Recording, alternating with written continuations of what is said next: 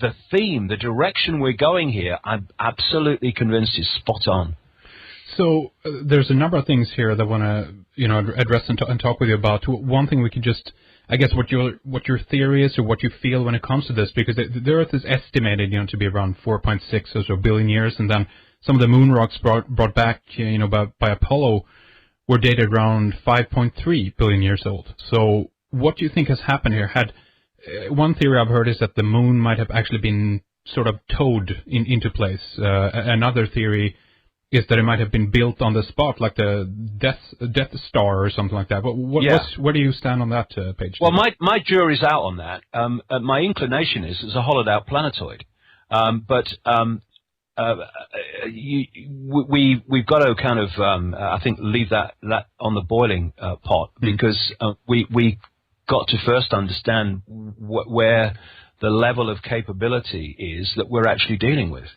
I mean, what are these people capable of? I mean, to hollow out a bloody planetoid, I mean, that's fantastic enough. Sure. Construct it from scratch is even more fantastic. But I tell you what, it's interesting on that hollowing out, because the Soviet scientists who wrote that article saying they believed it was a hollow. They talked about it being a hollowed-out planetoid, and they explain. I quote in great detail in the book, but they talk about the fact that they say it was hollowed out. And it's interesting. People like a guy called Dr. D.L. Anderson, professor of geophysics and director of the Seismological Laboratory at California Institute of Technology, actually said, because the way the moon's put together, the moon is made inside out. And interestingly, I then called my great friend in South Africa, Creda Mutwa, the nearly 90-year-old now Zulu shaman, who was initiated into this hidden knowledge like 50, 60 years ago. And I didn't say anything to him. I'd come by this point to the conclusion that what I'm saying is the way we're going with this. But I never told him any of this. I just called him and I said, can you tell me any Zulu or African legends about the moon?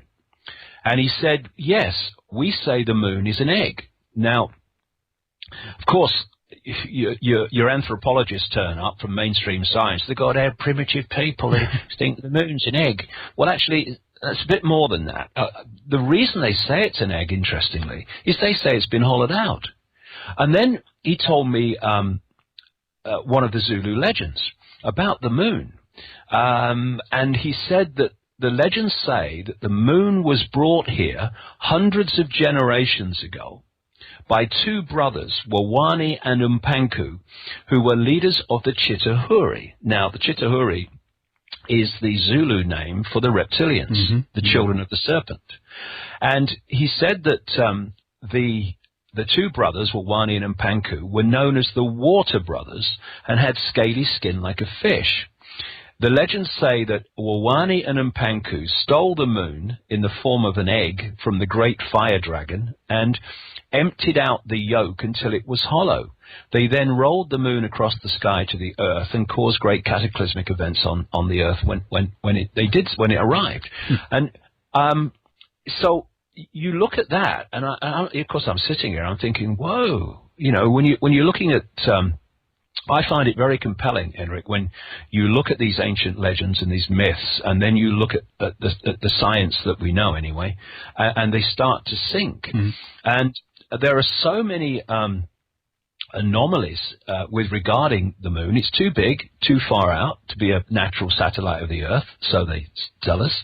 Why the moon has very shallow craters, and it seems that the depth of the crater does not kind of sync with the size of the impact. And what these scientists were saying, these Soviet scientists, they said the moon had to be constructed to survive going through all the impacts and all the battering that it would obviously get.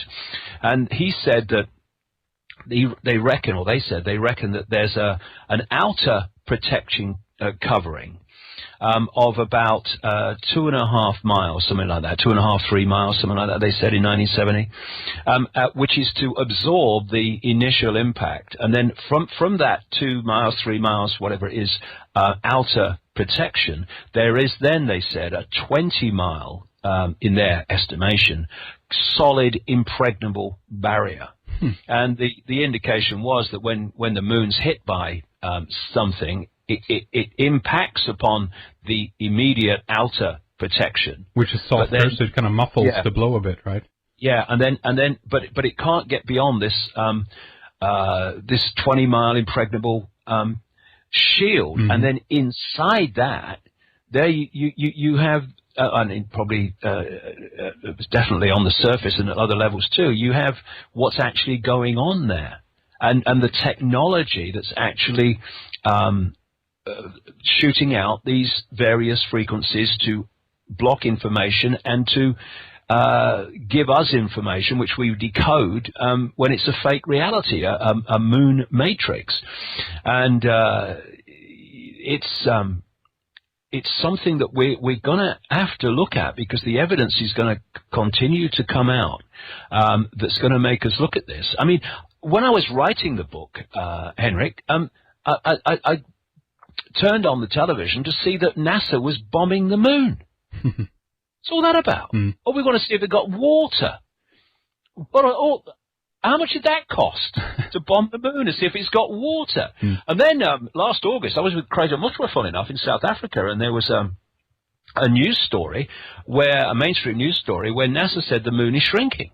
They found these ridges all over it, which they say indicates that the surface is coming together. It's shrinking and causing the land to rise up in these ridges. There's so many things about the moon we don't know about, and I'm sure that we're going to have to really look at this seriously, at how we're being manipulated via the moon. In fact, have you ever seen that I'm sure you have, that American film called They Live? Oh, yeah.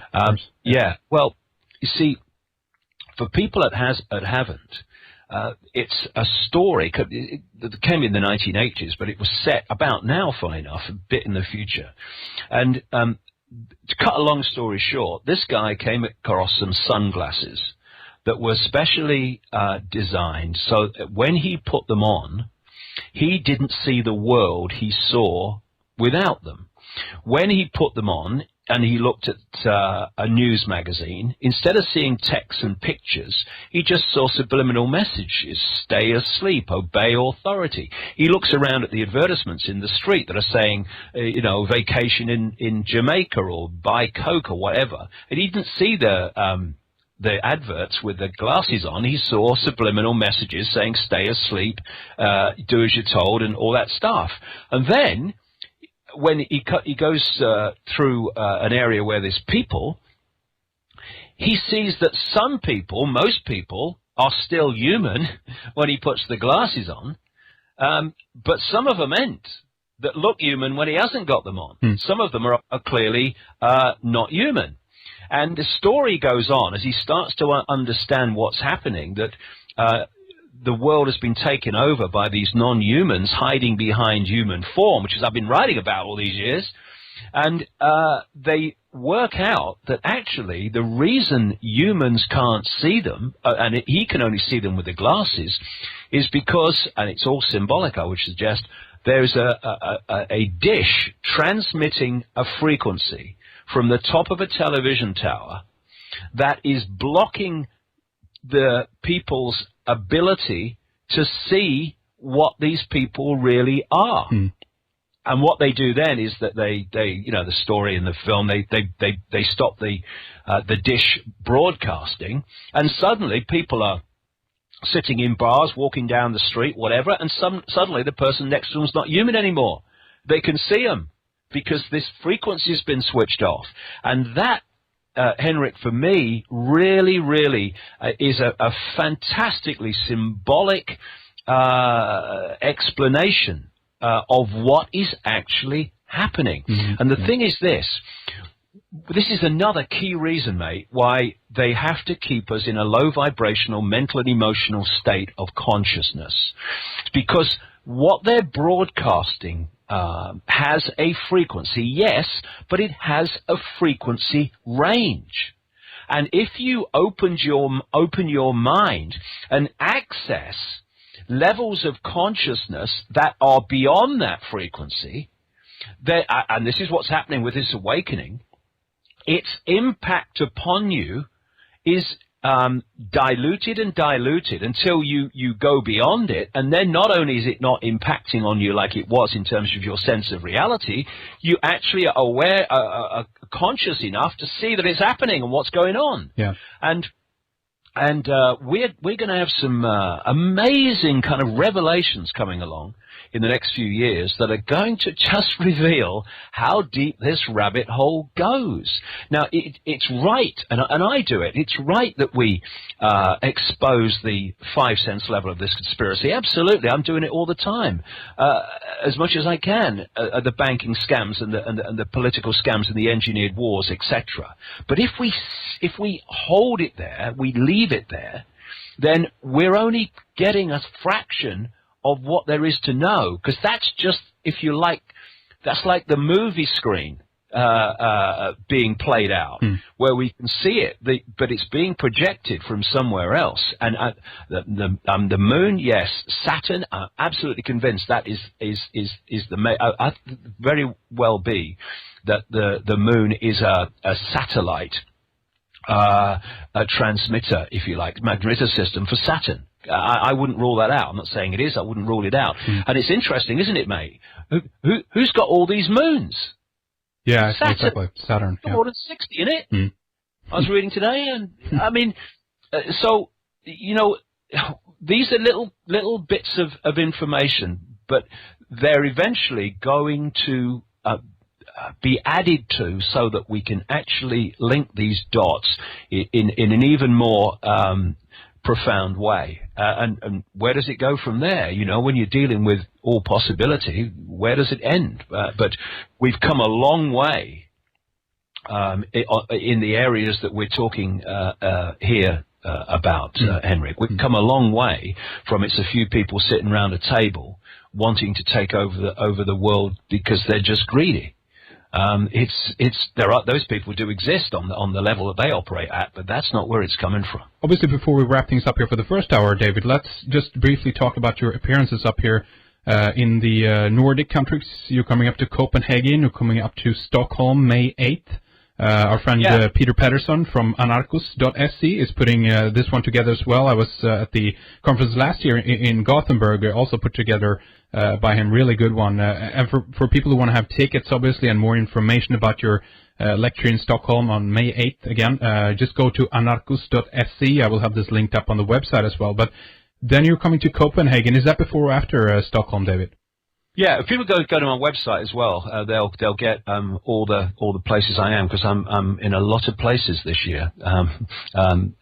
First of all, I'm leaving in a couple of days. We're going to speak in Germany, in Bavaria. Hey, Bavaria! How about that? We were there recently, actually. It's a lovely place. You're not going to Ingolstadt, are you? No, it's I've been there before to Berchtesgaden to look around that area, but. There's so many things have come out of Bavaria. Bavarian Illuminati, Henry Kissinger, the present Pope, Goldman and Sachs. Those families both came from that area, and so it's a very important place. Not least because, of course, it was the fiefdom of the Rothschilds, and that created the Rothschilds when they changed their name from Bauer to Rothschild, Red Shield. And so it's a very important place, Germany, and. Then I'm going to Rome the next weekend. I'm going to speak there, and then I'm coming to Stockholm. Quite an important city too in the scope of things. Yeah, absolutely. It's funny the way the two have synced, because I don't select that. You know, people come to me and say, well, we'd like you to come and speak here, and I say, yeah, I'll do it, or no, I can't because I'm doing something else or whatever. But it's interesting that Bavaria and then Rome have synced like that, one weekend after another. Then I go up from Rome to Stockholm. Well, I haven't spoken for a long time. I like Stockholm.